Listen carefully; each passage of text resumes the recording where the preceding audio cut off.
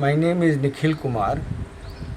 I am professor in the Department of English, Veer Kunwar Singh University, Ara, in Bihar, in India. Today, I wish to discuss arbitrariness in sign and its evolution in the mantric poetry. In the world of linguistics, a word is called sign. And this sign has been found to be arbitrary in nature. Sign is having so many features. It is stated that there are three features of sign. One is the arbitrariness, other is the relational, and the third one is constitutive. But it is the arbitrariness in sign which is the characteristic feature. It is the most fundamental feature of sign, and other features can be viewed as corollary of this arbitrariness in sign. Let us understand what is this arbitrariness. What is this arbitrary feature of a sign or linguistic sign? The sign or word which we use for a particular object has no direct relationship with that very object or signified. That is to say, the object for which a particular sign or linguistic sign is used has not produced a word of itself or a word for itself. Therefore, we have so many words in different languages. Say for example, we have book for a particular object. The word book is there in English. In Sanskrit, there is some other word such as pustak. There is a word kitab for the sea. So, when we examine different words for one particular object, it's clear that the very different words are existing as a result of the arbitrariness or arbitrary feature of the sign. Such arbitrary feature has been found to be existing by the post-structuralist also.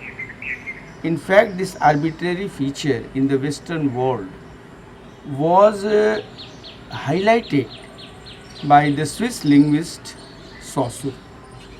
Saussure is stated to be the father of structuralism. Post-structuralists have also accepted it. Not only this, throughout the world, the academic luminaries, the spiritual luminaries also like Sri Aurobindo have accepted this arbitrary feature in language. But when we study the world of literature, we find that we have a mantric poetry. Vedic rishis have used the word mantra for this mantric poetry. Mantra has been written from the plane of spiritual consciousness. Rather, this mantra has been written from some two uppermost levels of spiritual consciousness. Sri Aurobindo who is admittedly a born yogi of the transcendent planes of consciousness, has discovered four planes of spiritual consciousness on the plane of mind itself.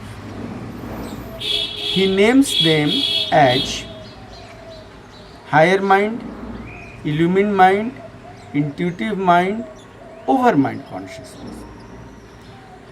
The world of spiritual mind consciousness exists above the plane of intellectual mind.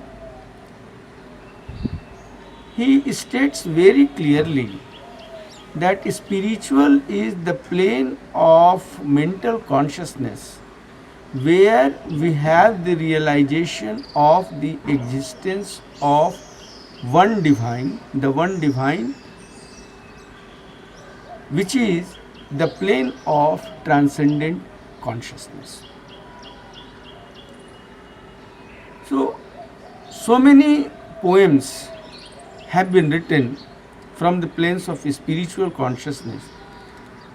But when poetry is written from some higher plane of intuitive mind consciousness and overmind consciousness, is called mantra. So mantra has been stated to be the revealed poetry by the Vedic poets. So when it has been found to be the revealed poetry, and we study the science in the Vedic poetry, we find that the science in the mantric poetry are revelatory in nature. I lay an emphasis here on the point that since the mantra has been found to be the revealed poetry, its sign is revelatory in nature. It reveals the truth of the transcendent divine consciousness. So we have the two pictures of sign. Initially, we find that sign is arbitrary in nature, which cannot be denied. On the other hand, when we look into the domain of the spiritual consciousness, from where the poetry which is called mantra by the Vedic rishis have been written, sign is found to be revelatory in nature. So these two features of sign, arbitrariness and this revelation, or to say the revelatory feature of sign, are quite contradictory to each other. Both of them contradict. We can neither reject the arbitrary feature of sign, nor can we this revelatory feature. But on a deeper study, we find that this contradiction disappears, comes to its end when we look into the phenomenon from the point of view of the evolution of language. The 19th century diachronic linguistics has discovered that evolution is going on in language. That is to say, language is evolving. Later on, Ferdinand de Saussure affirms this evolutionary phenomenon in sign, and not only he affirms this evolutionary phenomenon, he goes to add something in this evolutionary phenomenon by discovering the fact that there is the existence of something constant in the evolution of language which transcends this evolutionary phenomenon. Such evolutionary phenomenon has not been rejected by the post-structuralists, to be specific, Derrida. So, just now I have told that the contradiction of arbitrariness in sign and the revelatory feature of the sign of the mantric poetry ends when we look into the phenomenon of the evolution of language. Just now I have also stated that according to Sri Aurobindo, spiritual is that plane of mental consciousness where we have the realization of the existence of one divine. Sri Aurobindo has found that mind is the divided consciousness. That is to say, mind is the separative principle, divisive principle of the essential consciousness. The essential consciousness is the transcendent divine consciousness. As a result of the realization of the existence of one divine, the very separativity of consciousness decays, and with this very beginning of the decay of the separativity of consciousness on the very first plane of the spiritual mind consciousness also reveals the movement of this separative consciousness towards its integrality. The very simultaneous result of the beginning of the decay of the separativity of consciousness is the movement of consciousness towards its integral plane. So, as a result of the movement towards the integrality of itself, so the revelatory feature evolves in the very consciousness. That is why the arbitrariness in sign evolves to be revelatory.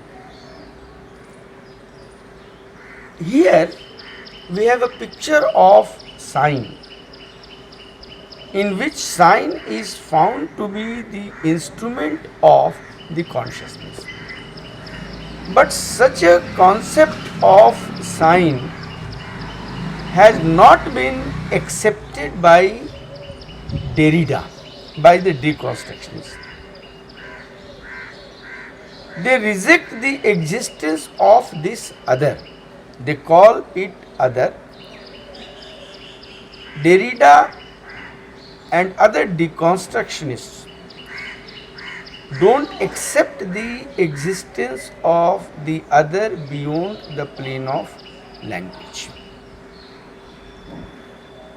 But when we look into this admitted fact that a linguistic sign, or to say a word, is a form of sound, and when we compare a linguistic sign as a sound and sound in general, we find that the linguistic sign is the evolved form of this sound or sound in general. In this evolved form, we find the manifestation of mental consciousness. And there is a scientific affirmation of the manifestation of consciousness, mind, in the linguistic sign. And such scientific affirmation we have in the world of the quantum theory of the modern physics. At the subatomic plane of matter, the quantum theory discovers the existence of a probability wave. Actually, at the subatomic plane of matter, there is the phenomenon of the conversion of particle into wave. The wave is not a three-dimensional wave, it is a tendency. This tendency is created or is formed as a result of the observation made by the scientists. Scientists say very clearly that unless observed, the very probability wave, which is in fact a tendency, doesn't come into existence. The observation is the phenomenon of the mental consciousness. When a scientist or an experimenter looks into the deeper depths of the particle and finds that there are the features of the wave, the very particle, as a result of the change of the thought, converts into that very probability wave. And the moment there is a change of thought in the mind of the experiment, as a result of their vision that there is the existence of the features of particle in the wave, the very wave comes into the state of particle. So the change of thought which takes place in the mind of the experimenter produces a tendency, and this tendency has been found by the scientist to be congealing into electron, photon, constituting matter finally. So this sound on the plane of matter, which is a vibration, finally emerges on account of the movement of thought, mental thought, that is to say consciousness. So the very presence of consciousness at the base, Derrida and other deconstructions. It has a scientific validity, it has been discovered by the scientists. So this is for this very reason that consciousness exists at the base of the formation of matter. This consciousness evolves later on in sound, which is called linguistic sign. So the very existence of sound in general and the emergence of linguistic sound reveals the phenomenon of evolution which is taking place in sound. And on this very reason of the ongoing evolution, we cannot deny the further evolution of the sound on the higher planes of existence. We cannot deny at all.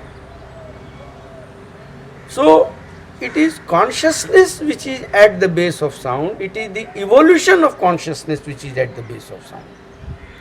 Since mental consciousness is there and mental consciousness is the divided consciousness, such mental consciousness had its origin in its integrality. So divided cannot exist without the presence of undivided, that is transcendent integral.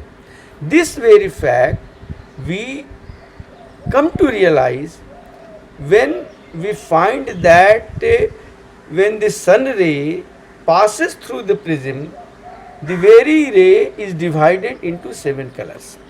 So all these 7 colors reveal separativity, but at the base of this separativity, or to say the 7 colors, the basic spectrum of this white white spectrum of the sun ray continues to exist. So this very scientific phenomenon confirms the truth that at the foundation of this divided mental consciousness there is the integral consciousness. So since evolution of consciousness is going on towards its spiritual and supramental sound of which the sound which transforms itself into linguistic sound comes to be integral on a very high level of evolution. That is to say that consciousness is evolving to its spiritual planes, and its spiritual planes means this the decay of the separativity of consciousness is taking place. When we rise to these two planes of spiritual mind consciousness, the over intuitive mind consciousness and over mind consciousness, from where mantra is written, the revelatory feature evolves. The revelatory feature means there are certain features which reveal the existence of that transcendent divine which is integral in nature. The transcendent divine is integral consciousness, which Sri Aurobindo terms the supramental consciousness. So as the decay of the separativity of consciousness continues, the very revelatory to be stronger and stronger. It comes to be much stronger on the plane of overmind consciousness. But the overmind consciousness is basically the mental consciousness. Of course, it is the highest plane of spiritual consciousness. But when we evolve into the supramental plane of consciousness, there emerges further a vision, the uneclipsed vision of the world of the transcendent divine consciousness. So the very revelatory feature further evolves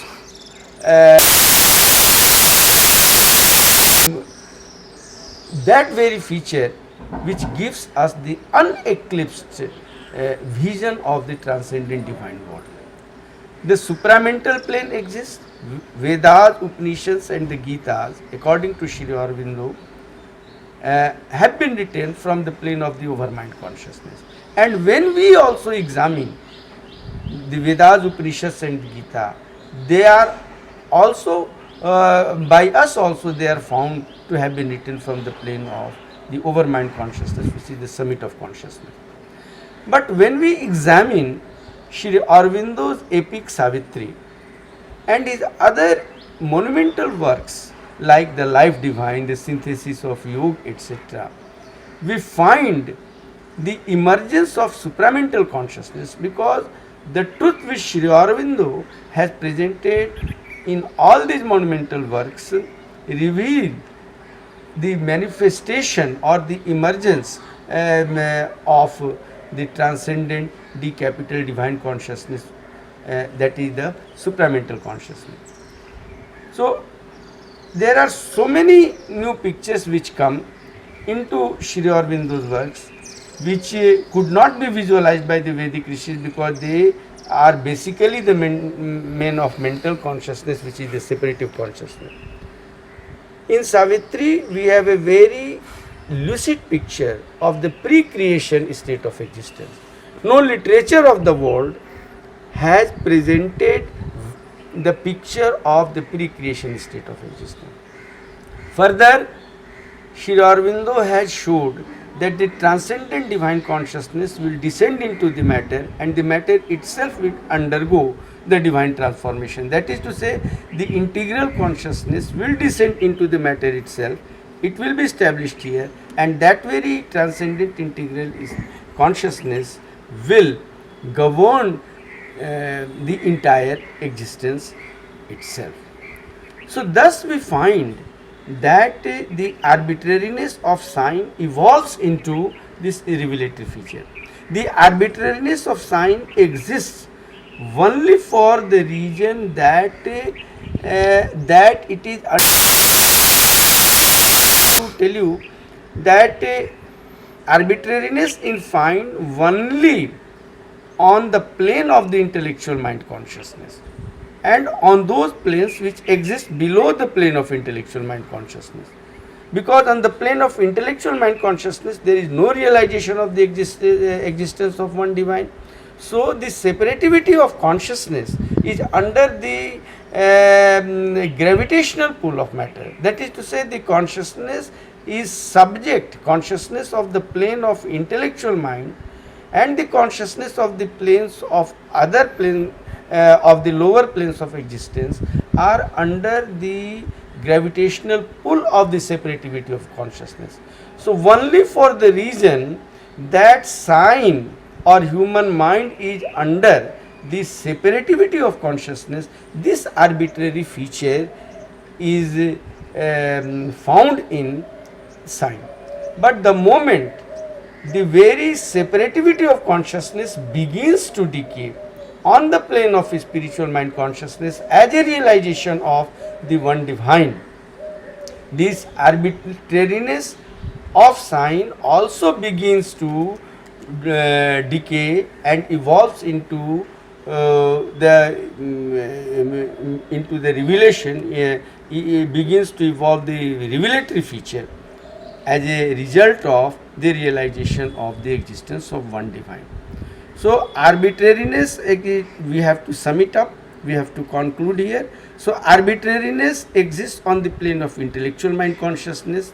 Intellectual mind consciousness is subject to the separativity of consciousness. But on the plane of spiritual mind consciousness, this separativity begins to decay as a result of the realization of the existence of one divine. In this way, the arbitrariness in sign evolves into the plane of revelation. That is to say, the sign evolves revelatory feature on the planes of intuitive mind consciousness and over mind consciousness, which are the two uppermost planes of spiritual consciousness. And finally, it evolves into or it evolves the feature of the vision in the uneclipsed manner. That's all. Thank you very much.